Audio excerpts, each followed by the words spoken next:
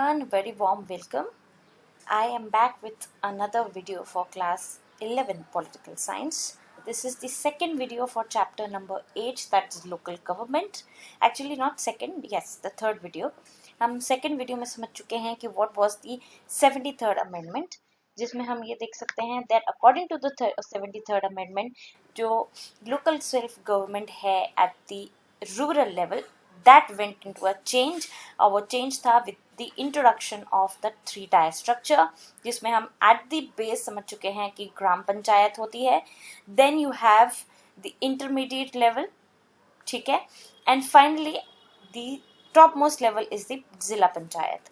इसके कुछ फीचर्स समझने थे, वो हम समझ लेते हैं इस वीडियो में. प्राइमरीली पहली चीज़ है इलेक्शंस.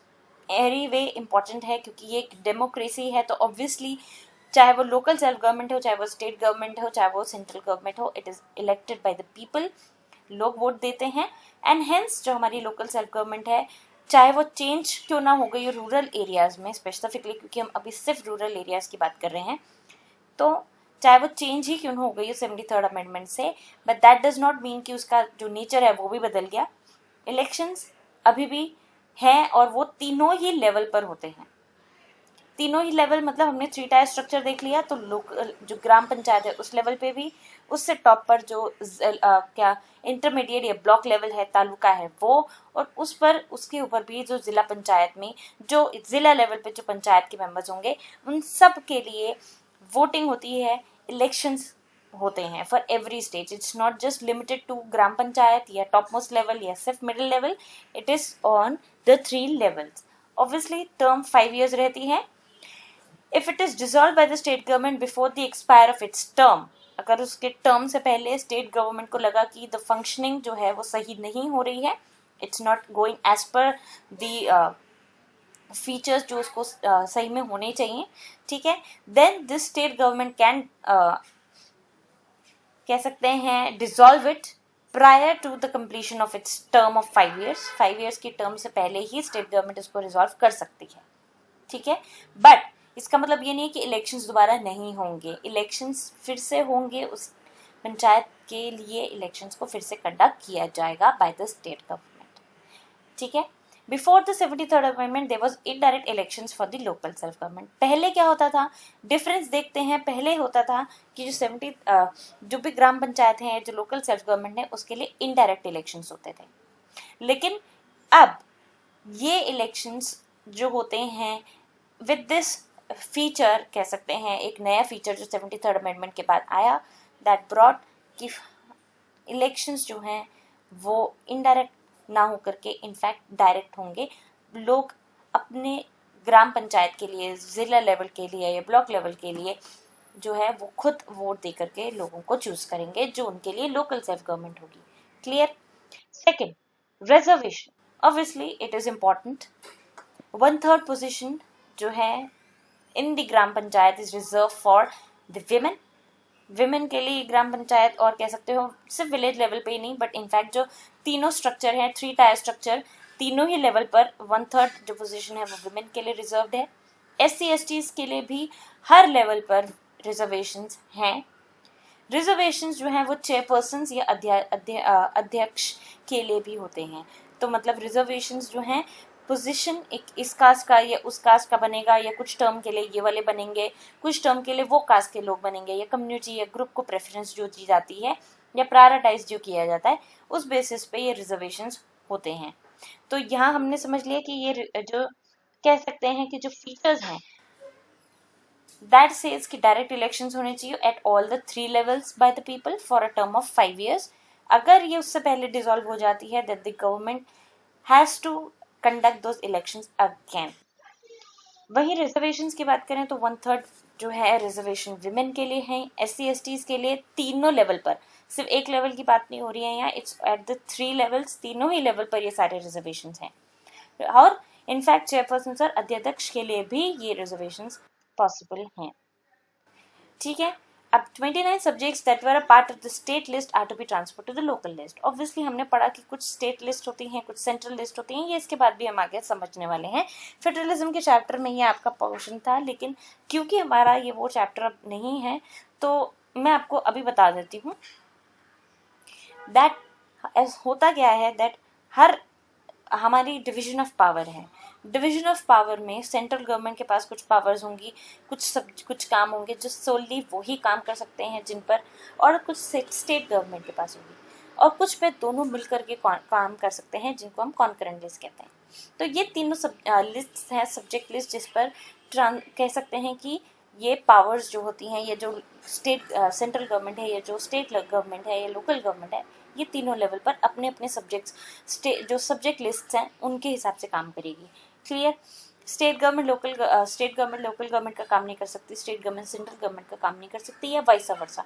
तो इस तरीके से वो सब्जेक्ट्स डिवाइडेड हैं, वो पावर्स डिवाइडेड हैं कि आप उन्हीं पे काम करेंगे। और इसी तरीके से ये जो 29 सब्जेक्ट्स हैं जो पहले स्टेट लिस्ट में थे, अब स्टेट लिस्ट को वो लोकल लिस्ट में ट्रांसफर करने होंगे with the advent of the 3 tier structure और the 73rd constitutional amendment. State government decides how many subjects are to be transferred. अब ये स्टेट गवर्नमेंट्स के ऊपर छोड़ दिया गया है कि यू हैव टू डिसाइड कि कितने सब्जेक्ट्स जो अपने सब्जेक्ट लिस्ट से लोकल लिस्ट में ट्रांसफर करोगे, तो उनमें से कौन से कितने आपको ट्रांसफर करने हैं, अकॉर्डिंगली ये स्टेट लेवल का डिसीजन है। वही स्टेट इलेक्शन कमीशन भी इसका एक फीचर है। State government will elect a state election commissioner. Earlier this task was to be done by the state administration. पहले स्टेट एडमिनिस्ट्रेशन जो है वो लोकल गवर्नमेंट के इलेक्शंस को कंडक्ट कराता था, लेकिन अब ये चीज नहीं होती। अब स्टेट गवर्नमेंट को एक स्टेट इलेक्शन कमिश्नर अपॉइंट करना होगा जो लोकल गवर्नमेंट के इलेक्शंस को सुपरवाइज करेगा, स्टेट को उसके अकॉर्डिंगली कह सकते हैं एडवाइस करेगा, या कह सकते हैं एक कनेक्शन होगा, एज अ कनेक्टर वो काम करेगा। तो ये एक स्टेट इलेक्शन कमीशन का भी बहुत बड़ा रोल है। नेक्स्ट है हमारा state finance commission. The state finance commission is to be elected by the state government once in 5 years। अब हर एक स्टेट के पास अपना अपना स्टेट फाइनेंस कमीशन भी है, ठीक है, जो उनको हर 5 साल में एक बार इलेक्ट करना ही करना होगा, ताकि वो फाइनेंसेस को स्टेट के, लोकल लेवल के या पंचायत के देख सकें।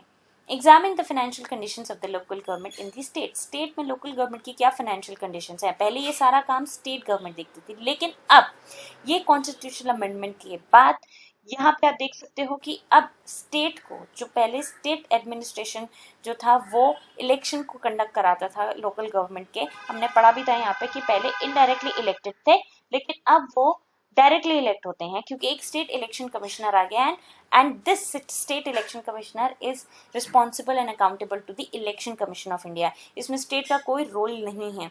तो ये इंश्योर करने के लिए कि इलेक्शंस फ्री एंड फेयर हैं, डेमोक्रेसी एग्जिस्ट, इसलिए ये चीज़ें की गई हैं according to the 73rd constitutional amendment. वहीं अगर हम ट्रांसफर ऑफ सब्जेक्ट्स की बात करें तो वो भी एक बहुत बड़ा चेंज है जो हम देख सकते हैं। जो सब्जेक्ट्स पहले स्टेट लिस्ट में होते थे, अब the states have the power कि उनको अब अपने सब्जेक्ट्स को लोकल लिस्ट में ट्रांसफर करना है। एक स्टेट फाइनेंस कमीशन भी है जो कि स्टेट गवर्नमेंट ही इलेक्ट करेगी, और वो स्टेट गवर्नमेंट, अब जो पहले स्टेट गवर्नमेंट का रोल था कि वो फाइनेंसेस भी देखेगी लोकल गवर्नमेंट के, अब उसका वो काम नहीं है, क्योंकि इन सब चीज़ों से कहीं ना कहीं ऐसा हो सकता है कि स्टेट गवर्नमेंट जो है वो इन्फ्लुएंस करने की कोशिश करे, मैनिपुलेट करने की कोशिश करे, और ज़्यादा से ज़्यादा ध्यान या कह सकते हैं अड़चन क्रिएट करें, तो वो रिस्ट्रिक्शंस क्रिएट करें in the functioning of the local government. तो इन सब चीज़ों को अवॉइड करने के लिए ये सारे इलेक्शन कमीशन को इलेक्ट करना, ठीक है, स्टेट फाइनेंस कमीशन बनाना, ताकि वो लोकल गवर्नमेंट के फाइनेंसेस को रिव्यू कर सके, कैसे फंड्स एलोकेट हुए हैं, इन सब का पूरा टोटल ब्यौरा ले सके। इन सब चीज़ों का ये एक फीचर्स हैं, कुछ मैंने आपको बता दिया कि इलेक्शंस होते हैं अब हर 5 साल बाद, ठीक है, डायरेक्टली। अब स्टेट गवर्नमेंट का कोई रोल उसमें नहीं है, and for that you have a state election commissioner. वहीं हमने देख लिया कि रिजर्वेशन है एट ऑल द 3 लेवल्स, ठीक है, for women, for SC/STs and for chairperson and अध्यक्ष। हमने देख लिया कि ट्रांसफर ऑफ सब्जेक्ट्स अब स्टेट गवर्नमेंट के हाथ में है। जो पहले स्टेट लिस्ट में होते थे, अब वो सब्जेक्ट्स जो स्टेट लिस्ट में होते थे, अब उन सब्जेक्ट्स को the state government has to transfer to the local government. Local list में ट्रांसफर करना है, कुछ पावर लोकल गवर्नमेंट को भी स्टेट गवर्नमेंट को देनी है। तो इन शॉर्ट हम क्या कह सकते हैं कि स्टेट गवर्नमेंट का जो कंट्रोल था पहले लोकल गवर्नमेंट पे, अब वो कहीं ना कहीं ख़त्म हो गया है, ये लिमिट हो गया है, जिसमें अब इंडिपेंडेंस आ गई है, ठीक है। With this advent of new कह सकते हैं अमेंडमेंट, इससे एक लोकल गवर्नमेंट में कह सकते हैं एक बदलाव आया है, एक इंडिपेंडेंस मिली है उन्हें कि वो अपने डिसीजंस को देख सकें।